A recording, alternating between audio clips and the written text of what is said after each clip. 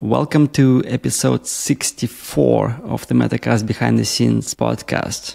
I'm your host, Ilya Bezdilev. And I'm Arnab Deka.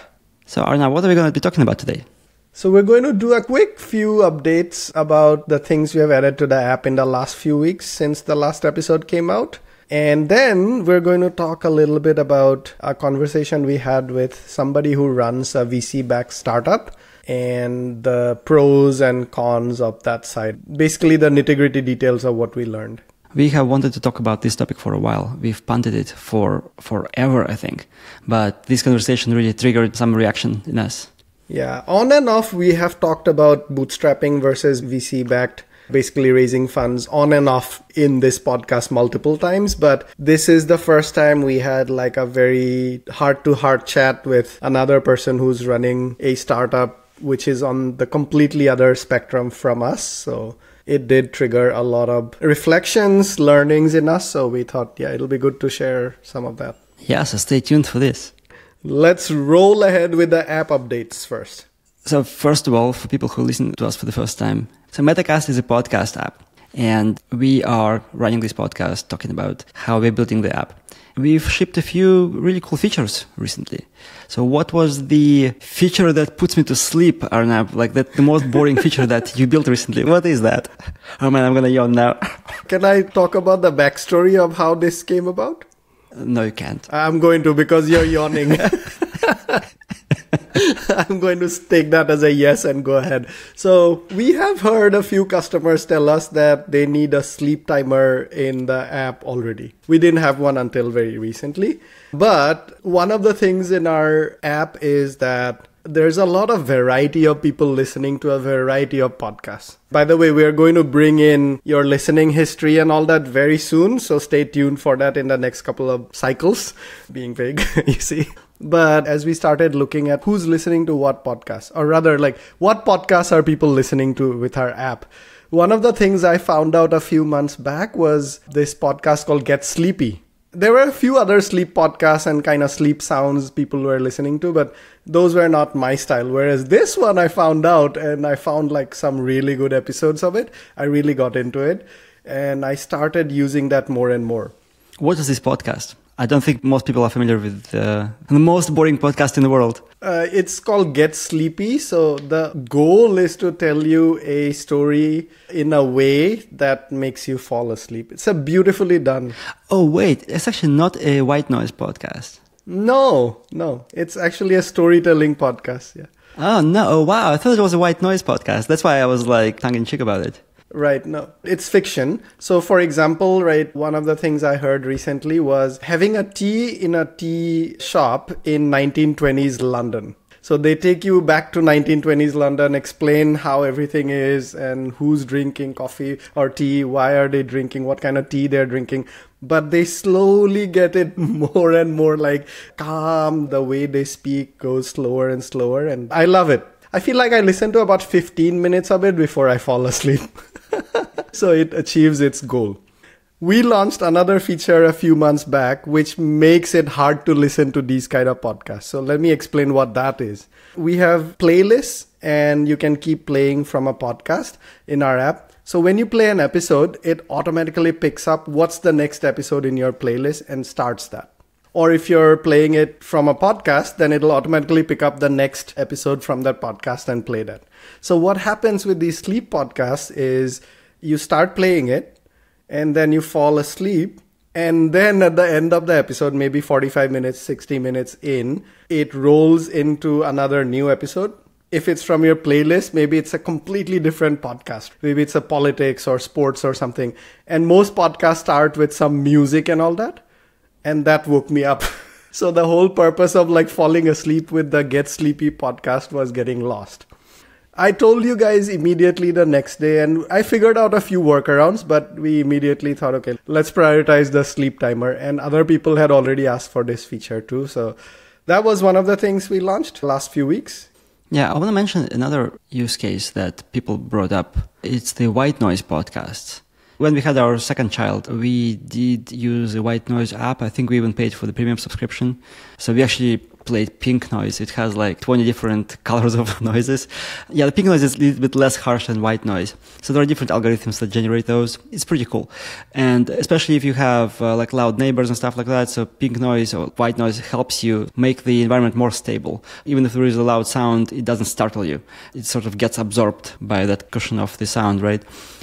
So apparently somebody figured out that they could put a bunch of white noise files on the podcast host, and then people listen to those. Basically, it's a white noise sound, but it's produced through the medium of podcasting. And I remember reading an article, something like, I forgot the number, but it was something like 20% of podcast listens on Spotify are white noise or something like that. And it was like, what? I forgot the number, but I remember that the number was non-trivial. It was a significant number that warranted an article about it. So that's a very similar use case to yours, especially if maybe you just want to play it for an hour and then turn it off after a while so you don't drain the battery or for other reasons. Or you don't want to be woken up again by an ad if you don't have a Spotify premium subscription or something. Yeah. So yeah, that's the first of the 3-4 things we added. The second one, do you want to talk about this one? Let's go fast. Yeah, the speed control. We have a more sophisticated speed control in our app. So,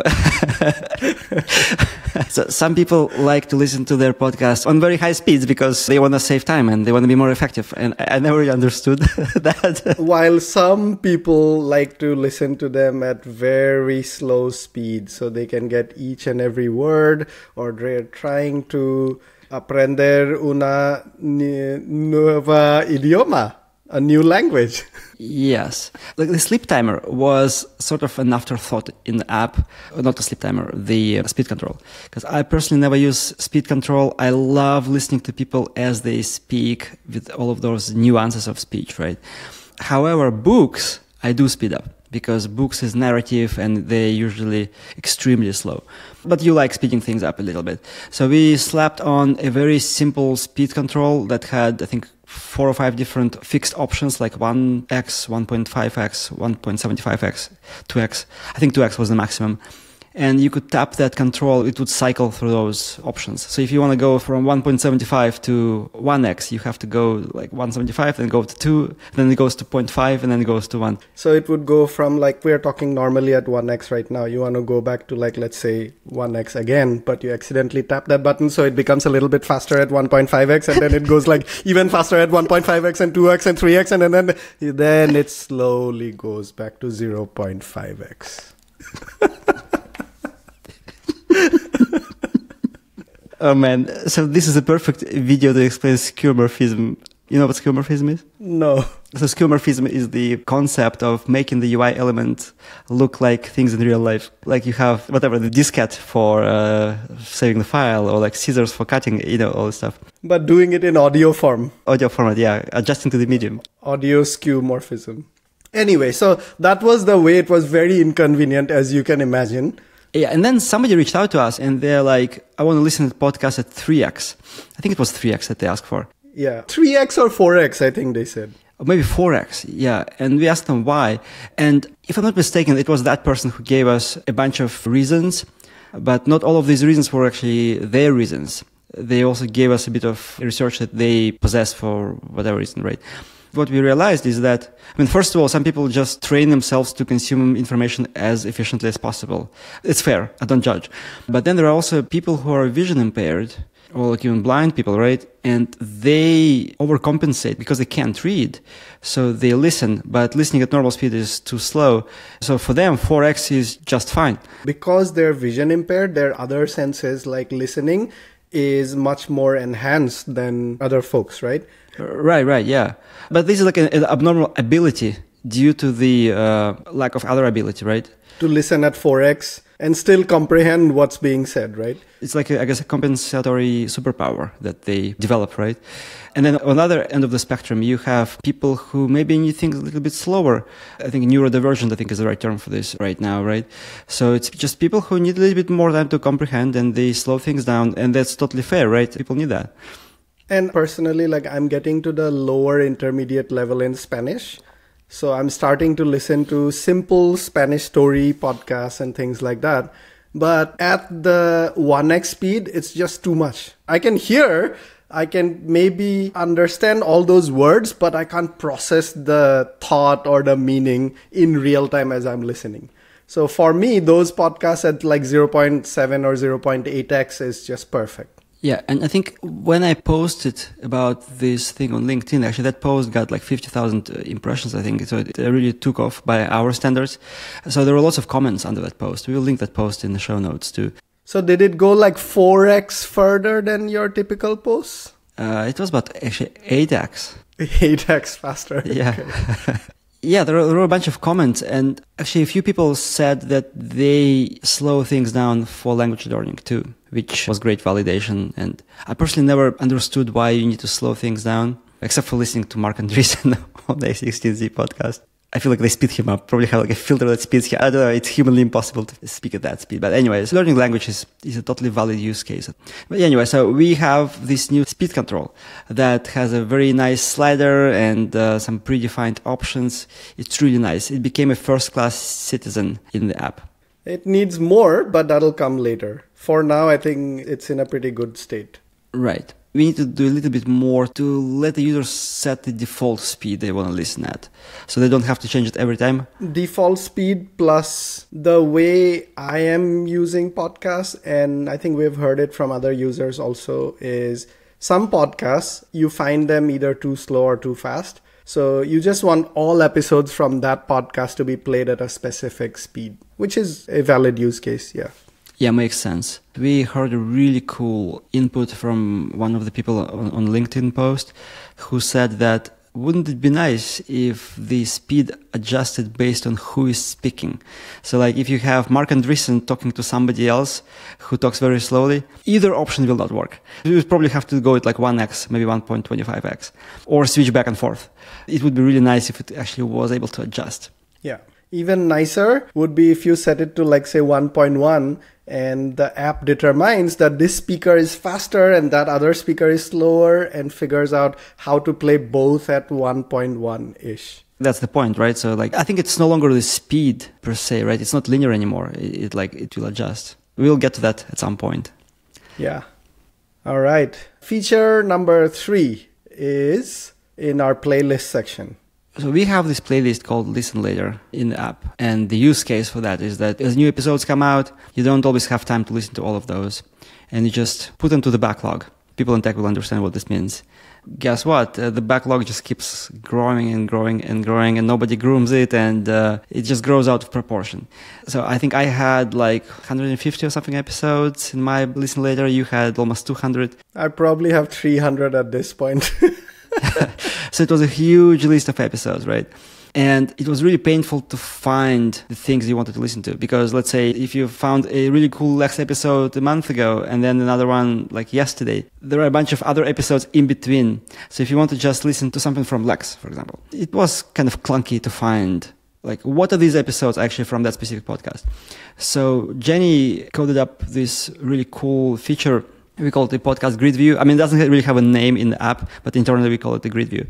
So you tap on that grid icon in the playlist and it creates almost like a pivot table. So it shows you all of your podcast covers that you have episodes from, along with the count of the episodes. So if you're in the mood to listen to Lex, you just go to that view, you tap Lex, and then you see all of your Lex episodes that you saved for later.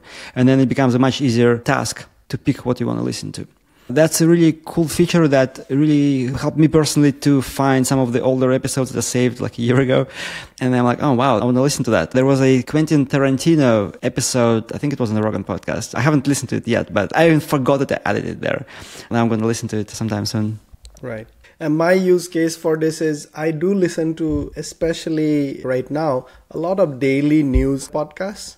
And there's a whole bunch of them that was in my Listen Later playlist from months ago. That I don't care. You don't care about daily news from 2 months ago, 2 months later. So this helped me very quickly find out all those episodes and like remove them from the playlist. Which actually brings us into the next few things we are going to work on.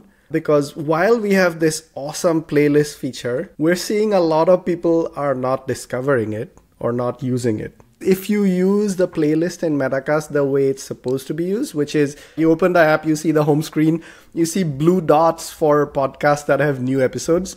You go into them and then you swipe and add them to your listen later playlist. Now at this point, if you have added them to listen later, then they get automatically transcribed. So when you listen to it, they're like all ready for you. And they're also presented in a linear list. You can order it. And basically, if you're going on a drive or going on a long hike, you can keep playing them in order. So that's the way it's supposed to be used. But we are finding out that a lot of people are not finding out about the playlist or other features in the app. So that's going to be the next thrust of our November work. Yeah, and we also found out that, I guess I won't share the numbers, but a very large percentage of people never get past the sign-in screen. Out of those who do, a significant percentage never play an episode, which means like they somehow don't discover the features. We don't know what's going on there. The goal for the next month, in addition to kind of finishing up the playlist features, we will also be working on onboarding and improving that experience of discovering the features inside the app, guiding you through that. We do know that those features are really, really awesome. We've been using them for a year now ourselves. I mean, most of those. But if you don't know that you can swipe, well, you don't, and then you never discover that feature, right? More on that will be coming, especially as we build this, we ship this, and we measure the impact. I think it will be actually the first time in the app's history where we can ship something and see how it moved the needle. It will not be an A/B experiment, A/B test, because the sample size is still too small and also it's too complicated, I think. But I think we will be able to see the before and after, and it will be really good. Yeah, and we're at a place where we're starting to see, I don't want to say like an enormous number of new people every month, but a significantly good chunk of people are discovering the app every month. So we want to work on like trying to get them to use the app more and retain them. Yeah, it's like hundreds, given that we are not doing any paid marketing or anything. Yeah, it's in a few hundreds, not just 100. Actually, more than a few. More than a few. Okay, let's just leave it at that. All right, so let's get to the meat of today's episode. You mean we meet somebody? We met somebody, yes. We had a very nice heart-to-heart open chat. We told him about how we do things. Yeah, it was pretty medium rare. Blood was coming out of that conversation. I want to connect this back to the pink noise that you somehow did earlier. Okay, yeah. I thought the conversation itself was very nice because they told us a lot of things. So we won't name, because we are going to share some details that shouldn't be identifiable, right? But we spoke to someone who has a VC-backed startup, an early-stage VC-backed startup. So let's just keep it at that. In the course of the discussion, we heard some really interesting things. I appreciate the amount of detail that they went into, and we also shared our side of it, right? It was kind of like, I think, reflections from both sides. Like you said, they're VC-backed, but they've raised seeds, multiple seed rounds. So in total, it's close to $1 million, which is significant for multiple seed rounds. That is pretty good success. And because of that kind of raise, they're able to go much faster. They've been able to hire, I think they have like 4, 5, 6 full-time employees at this point, different engineers, compared to us, 3 people. But because they have full-time employees, they have technology, they're scaling up faster than I think we are. What I mean by that is, in our case, for example, we don't want to suck in the whole podcast world and every 75 million podcast episodes that are out there and transcribe them, because that would be costly. We don't have the funds to pay for this. Like, we wouldn't be able to afford it. It's just not possible. Right. They're not doing this, but in their domain, something similar to this, they're taking like the top, let's say 80% of the things in their domain and doing some heavy ML work on that. And we are intentionally staying vague so that we're not exactly talking about which company and what they're doing. Yeah, they do a lot of data processing that is expensive. So they have a lot of like fixed cost every month in terms of this data processing ML algorithms.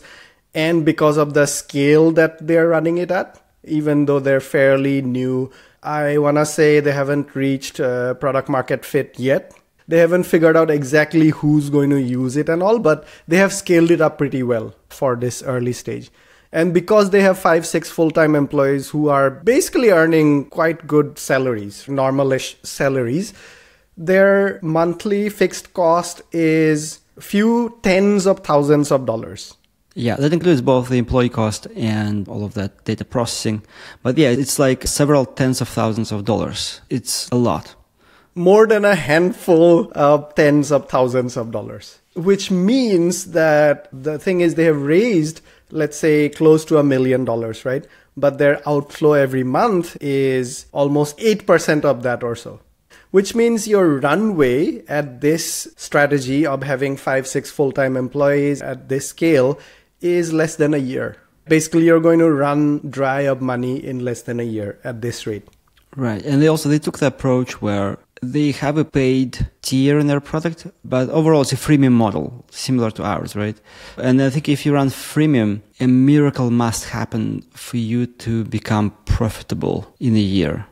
Because they haven't found that right product market fit yet, they are finding it very hard to raise more funds at this point. Because imagine from the perspective of the seed investors who have put in, let's say, I don't know, $300,000 or something like that, multiple rounds of this.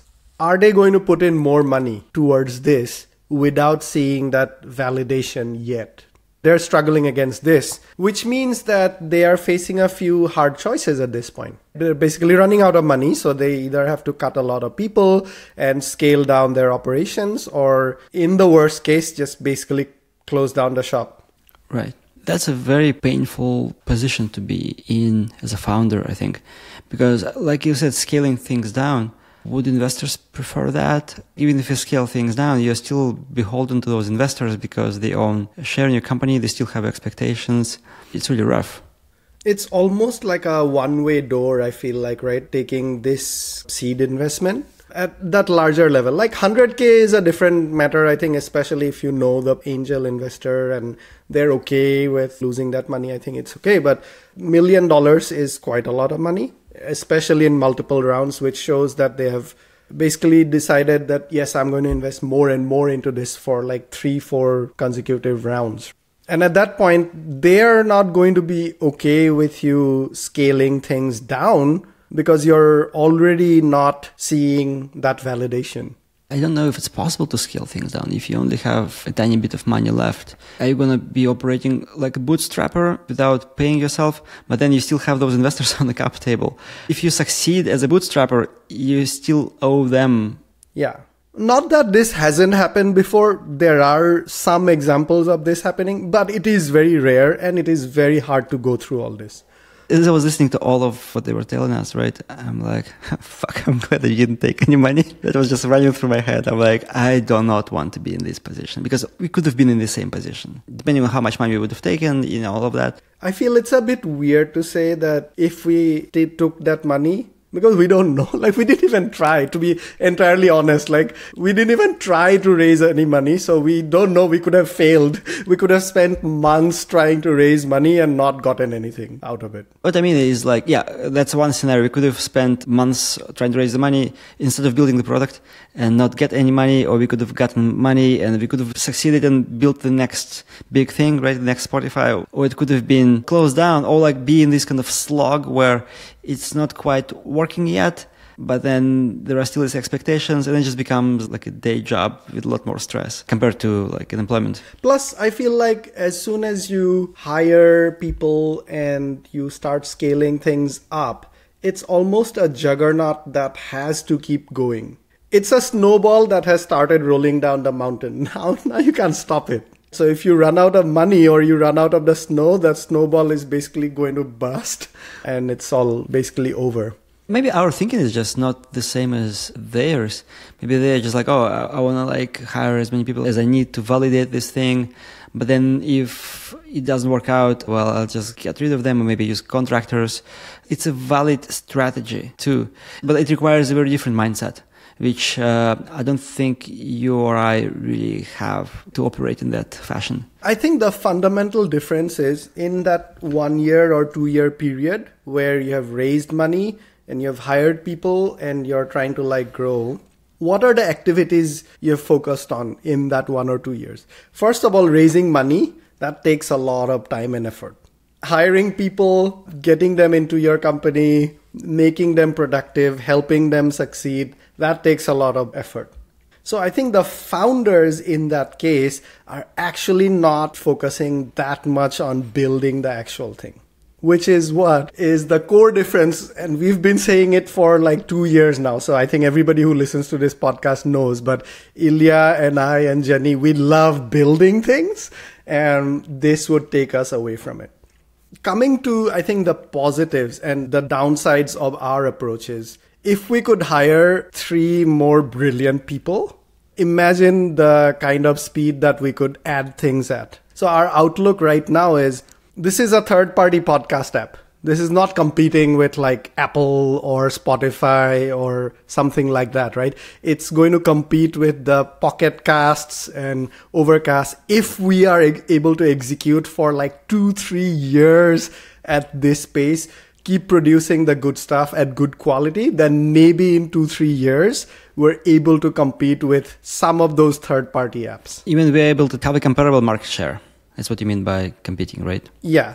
Or maybe even a small chunk of those apps, the third-party apps. But we're looking at like 2-3 years down the line. That makes us a self-sustainable business. So basically like where it all starts to make sense. Exactly. But we're still like, I want to say at least a year, but maybe even 2 years away from doing that. Even if we're producing at the rate that we are and we keep the quality and scale of the app up. So that's a long time frame. It's a very slow process. And we don't know actually at the end of 2-3 years if that's going to happen or not, because a lot of things have to go right. You need a lot of other luck. Luck as in Google SEO is one of the luck things. Or maybe somebody sharing your things, it going viral. Those are kind of the luck things that factor into things going big. So it's going to be a very slow, long process at the end of which we figure out whether it makes sense or not. But if we do, then it is a sustainable small business. Now that we've talked about it, it almost feels like the VC-backed or seed-backed strategy is almost like an experiment. Basically, you take this long 2-3 year time frame and shorten it to maybe 6 months or a year. You do it fast and you figure out whether it works or not. And then you give up if it doesn't work. Yeah, and you also de-risk yourself because you are paying yourself. Personally, yeah. But I feel like it's not entirely free. Yes, you're getting salary, but the same people who are investing in you, if you have multiple repeated occurrences of this thing where you're not able to use their money well, you're not able to give them the money, they're not going to keep investing in you again and again. Right, and you have to find other people to invest in you, but they also talk to the other people who would no longer invest in you. Again, it's also our outlook from the side, but I think you do have to have something that had at least moderate level of success for people to believe in you outside of a big company, because that's a very different ballgame. Yeah. On the other hand, though, you and me and Jenny, to an extent, we were okay with the bootstrapping approach, because we were okay with cutting down our lifestyles or making some changes or like basically not making money for a period of years. A lot of people are not in that kind of space. So their only option is to raise seed rounds or things like that. But I think even in that case, to me, it's starting to feel like the ideal position, right, for raising money would be after you have had some validation. First of all, you have more leverage. You probably have more indicators of the long-term success of your product with that too. So you're going to find it easier to raise money, but also I think the acceleration that you're anticipating is going to go better with that approach. Right. Shall we move to the next section? The last section, yes. So it's a section of what we are reading and listening to. And I do want to start first because you said something about luck. And I've been listening to a lot of interviews with musicians. I probably listened to 10 of them with all sorts of different guitarists, vocalists, bass players, folks, mostly from the 90s and the 80s that I used to listen to and I still listen to, mostly from the metal world, like the System of a Down, Guns N' Roses, Skid Row, etc. But the reason why I wanted to bring up the luck thing here, I was listening to an interview with Matt Shadows, who is the singer for Avenged Sevenfold. It's a metal band out of Huntington Beach in California. I was playing in a small cover band for a few months in Seattle, and the guy there who was like 15 years younger than me or something, he introduced me to this band. So because those guys, they are our age, well, it's a little bit older, they're like 42, 43, 44, I think. So yeah, just give or take our age. They're amazing. I was at their show last year. It was incredible. Where was that show? In Palm Beach. Yeah, it was, I don't know, maybe 10,000 people. It wasn't too big. It was an outside amphitheater, maybe 5,000. That's perfect, actually. I love going to that size of like, not the 60,000 people experiences, yeah. Right. Yeah, I was like 3 rows from the stage. It was really good. Yeah, he was on some like podcasts done over Zoom, like quality wasn't that great. He doesn't do too many interviews. I was really curious to listen to him. And he said that I think it was their 3rd record. I think it's called The City of Evil, which he said like they expected to sell 60,000 records in the first week. And it sold like 300. So, not 300,000, 300 records. Basically like it flopped. And then it was like that for some time. And then, actually, I don't know what TRL is. I think it's like a show on MTV or something. So that show picked up one of their songs called The Bad County. It's one of their signature songs. The audience just goes crazy when they play it. And he said, like, next week we have like 20,000, like 40,000 records, like 60,000. And then they ended up making $30,000 each from that record. He's like, nobody bought houses, but it was the first real success that they hit with this record. And I think it went gold or something. It did hit some of those milestones. Like Billboard Gold and all that, yeah. Yeah. I think it was 2005, maybe 2007 when this was out. But that was luck. So basically they were just like, whatever, it's not working, right? And then somebody picked it up and it just went crazy. And then the other thing that I heard in another podcast, so there was this band called Skid Row. They were just like gigantic in the late 80s, playing like for 100,000 people crowds, right? I think their guitar player, he was school friends with John Bon Jovi.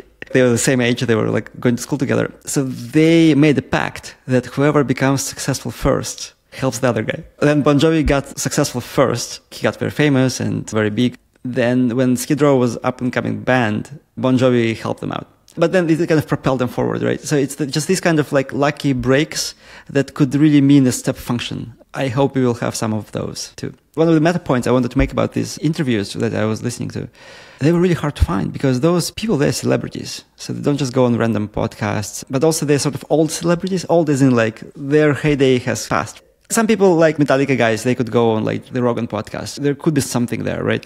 But some of those bands that are no longer popular, you have to have podcasts that really has like a diehard fan of that person to invite them. I think they are more used to the television because they are the MTV sort of era people. So lots of those podcasts are YouTube first. And some of those I had to actually listen to on YouTube because they just weren't available in the audio format. But then I got into this frenzy. I'm like, I want to listen to interview with this guy, interview with that guy, right? And I basically had to Google all of those people, find those interviews on YouTube, and then go and find those on podcasts as well. While doing that, I actually discovered a bunch of really cool long-tail podcasts that would be nowhere in your charts. Just regular guys talking to these people and pretty cool. But one specific podcast I found is like hosted by Rick Rubin and Malcolm Gladwell called The Broken Record. And I think they also have other people hosting the interviews. But I'm like, what? They have a podcast like Rick Rubin and Malcolm Gladwell both together? I had no idea it existed. And so imagine just how many podcasts like that there are. And I almost see it as a mission now to, given that we will have the information about what's actually being said in the podcast, who the guests are, to build this kind of recommendation engine that's not just feeding you crap like TikTok does, but more like really serving your interests in knowledge domains like I was experiencing. Like you said, it was very hard to find. It should not be that hard to find. It should be just like, I like Skid Row, Metallica, Guns N' Roses. Show me the interviews and then I can pick and choose from. Right now, nothing of that exists. Like in ChatGPT, it would hallucinate you some interviews. So one example, Jason Fried. We were interviewing Jason Fried, I think last year at some point for our Builders Gonna Build podcast. And I wanted to go and find out what are the other podcasts he has been in so I can listen and find out like what has he talked about already, and we want to ask new things, or maybe we want to dive into some of the things he have talked about. And I asked ChatGPT. This is at least 6 months back. Yeah, it was like a year and a half ago. Yeah, so ChatGPT was also like much inferior at that time. So maybe things have changed. But at that time, it gave me very confidently a list of like 5 things, right? Okay, these are the podcasts, go listen to them and you'll have everything. And either the podcast did not exist at all or the podcast existed, but there was no Jason Fried in that, or Jason Fried was in there, but they didn't talk about his business. It was about something else completely. Anyway, it was like a total waste of time. So. And it doesn't have to be. Well, until we build such features though, because you did the hard work of listening to these episodes and you're going to put them into the show notes of this episode, if people are interested, they can find the links right there. Yeah. Before we move on, actually, I want to share a quote that I heard in one of those episodes. It was from Sinister Gates, who is the guitarist of Avenged Sevenfold. And he said that doing anything well is the hardest thing in the world. And it just stuck with me. He was talking about his craft. Because he's like, I don't care about like the big picture. It's like somebody else takes care of this. I just want like perfect, like the harmony and all this stuff, right? That was the context of like this craftsmanship. And he's like, doing anything well is the hardest thing in the world. And I just get goosebumps when I repeat this now. Because he's right. Because he said, if it was easy, everybody would be doing it. Yeah. Okay, so what am I reading? Obviously, right now, lots of politics. Formula One is in a crazy season. After 3-4 years, it's kind of an exciting season. So a lot of that. But the two things I'll talk about today, okay? I saw a mention of an audiobook on LinkedIn. I think it was Melissa Kwan, but might have been somebody else, about product positioning. This book called Obviously Awesome. Admittedly, I haven't gotten through more than about 25% of the book yet in about a week. But so far, I think it has set up a good, because I'm a developer. I'm not a marketer. So the importance of product positioning is, I think, the first focus of this book. So that's done. It does promise a framework for how to go about this for any business. So I'm going to expect an update on this in the next few episodes. I'll come back on this book and give you what I think. But I'll talk about a quick one. I didn't actually write it down, so this might be a surprise for you as well. It just occurred to me when you were talking about it. Okay, blindside me. This morning, I was on Reddit. And somebody asked for like, hey, given everything that's going on today, I need some light, fun listening for today. Oh, so we are recording this on November 6th, by the way. This is just next day after the US election. So the country is in shambles right now. Well, yeah. And we don't want to get into all that for all sorts of reasons. I guess half the country is in shambles, I should say. Yeah. Yeah. So which makes sense. And some of the top recommendation there was porn my dad wrote. I think that's the right one. What? Okay. And apparently it's very funny. Is it a podcast or is it an episode name? It's a podcast. And there's a lot of episodes of it. Podcast is called Porn My Dad Wrote. I think, but I just found it like while doing the walk right before this. And I'm using my phone to record right now, so I can't look it up. But if it is wrong, we will post the right link in the show notes. But whatever it is, the story is this. And I haven't actually listened to the podcast yet, but a lot of people said it's a very fun listen, so I am going to listen to it. I added it to my listen later playlist, so I am going to listen to it. The thing here is our app is still very small. So we have listeners, I want to say in the range of less than 100 daily. Like we said, we talked about some of this already. We didn't want to scale up and like suck in every podcast and every episode in the world because we can't afford to do that as a bootstrapped startup.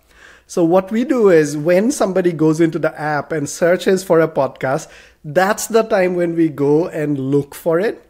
And we tell them in the app that, okay, we're importing the podcast, and then we import it, right?